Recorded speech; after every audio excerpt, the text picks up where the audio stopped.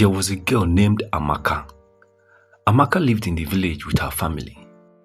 She was a beautiful young woman with bright eyes and a big smile. She had a gentle spirit and believed in waiting for God's time and staying pure. Her mother, Mama Ngozi, loved her dearly and always supported her. Mama Ngozi was a kind woman who made the best jollof rice in the village and had a laugh that could light up a room. Amaka's father, Papa Ekene, was a strong and determined man. He wanted a better life for his family and believed that marrying his daughters to rich men would save them from poverty. He often worked in the fields, dreaming of a better future. Amaka had a younger sister named Ada. Ada was playful and always curious, with a heart full of dreams. She loved to follow Amaka around and asked endless questions about the world. One day, as Amaka and Ada helped Mama Ngozi prepare dinner, Papa Ekene came home with news. A rich young man named Chinedu had arrived at the village and wanted to marry Amaka. He wore shiny clothes and had a big car, which made him stand out. Papa Ekene was overjoyed because he believed Chinedu would change their lives. Amaka listened quietly, her heart heavy with doubt. She wondered if this was really the path meant for her. The next day, Chinedu visited their home. He was tall, with a confident smile and flashy clothes. He spoke about his wealth and the life he could offer Amaka. Papa Ekene was thrilled, seeing a chance to escape poverty. Mama Ngozi was polite but worried. She could see the uncertainty in Amaka's eyes. Chinedu took Amaka on walks through the village, trying to impress her with stories of his business and adventures. He gave her expensive gifts and promised a life of luxury. But Amaka noticed something troubling. Chinedu was rude to the villagers and spoke harshly to women. He treated them as if they were beneath him. Amaka felt uncomfortable and knew she couldn't marry someone who didn't respect others. One evening, as the sun set over the village, Amaka told her parents about her decision. "Papa, Mama, I cannot marry Chinedu," she said firmly. "He does not treat people well, and I cannot live with someone like that."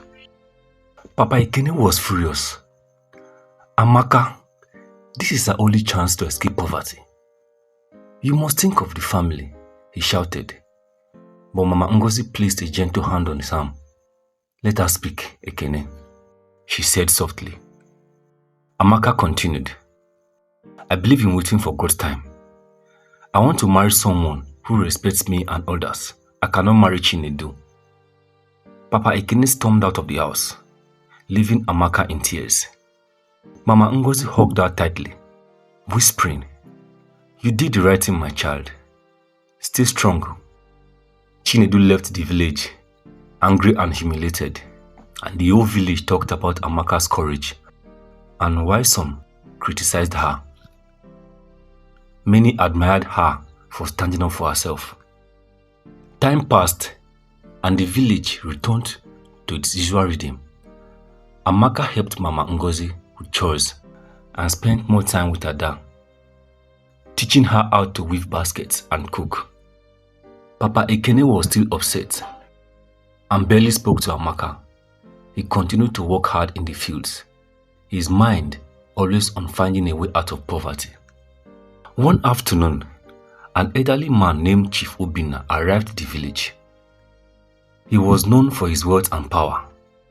He wore traditional robes made of the finest fabrics and had many servants. Chief Obinna expressed interest in marrying Amaka.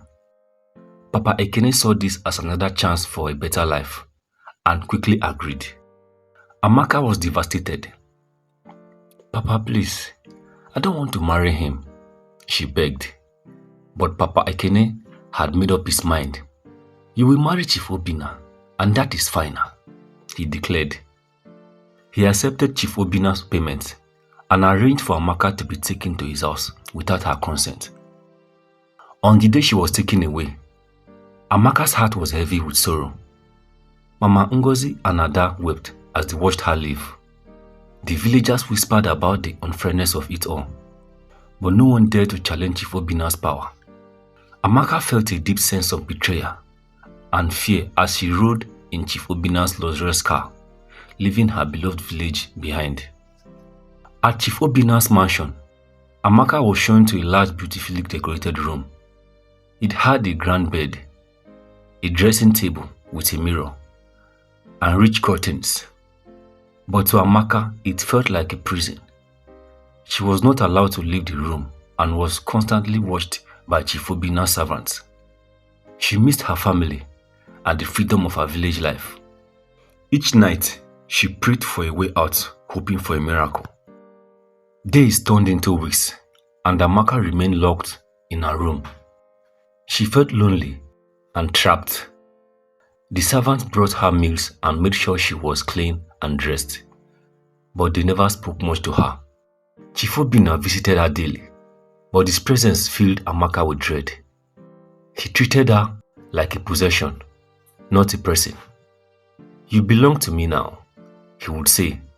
Amaka begged him to let her go, but he always refused. Her pleas fell on deaf ears. One night, as Amaka was sleeping, she felt someone touching her. She tried to push the person away, but it was too strong. After the horrifying event, she turned on the light and saw that it was Chief Obinna. Amaka was terrified and cried all night. This terrible event happened several more times, leaving Amaka feeling hopeless and depressed. Despite her sorrow, Amaka tried to remain strong. She prayed every day for a way to escape. She thought about her family and the village, longing for the simple, happy days she once knew. She knew she had to find a way out, no matter what.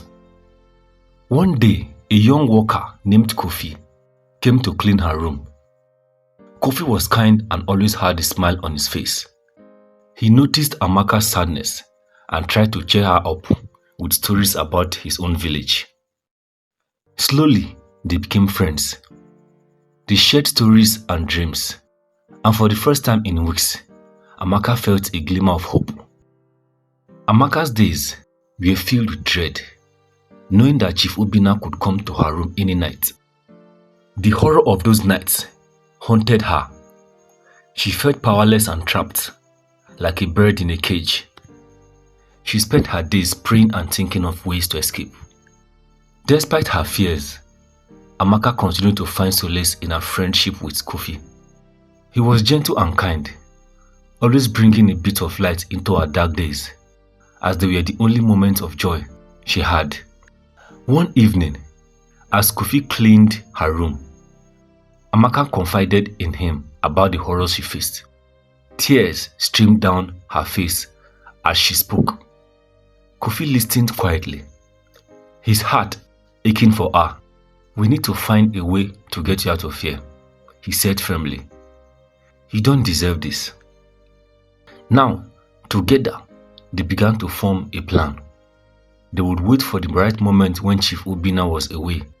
Kofi would help Amaka escape under the cover of night. It was a risky plan, but it was their only hope. Finally, the night of their plan arrived.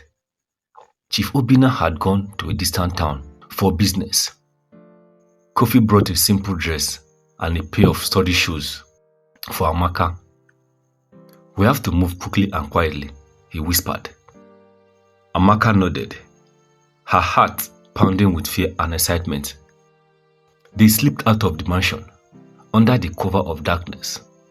The path was rough, and they had to be careful not to make any noise. Amaka's heart raced with every step. They ran through the fields and into the forest, not looking back. The journey was long and exhausting, but Amaka felt a sense of freedom she hadn't felt in months. Amaka and Kofi traveled for days until they finally reached a large city far from Chief Obinna's reach. In the city, they found a small, humble place to stay. It wasn't much, but it was a place where Amaka could finally breathe freely. They decided to start fresh and build a new life together. Now, back in the village, Chief Obinna was furious when he discovered that Amaka had escaped. He went to Papa Ekene's house and demanded to know where Amaka was. Papa Ekene, shocked and fearful, could not give him any answers. In his rage, Chief Obinna took back all the money he had given them, leaving the family in even deeper poverty. In the end, Amaka's life was filled with love, success, and happiness. She had built a future on her own terms, surrounded by people who loved her and respected her.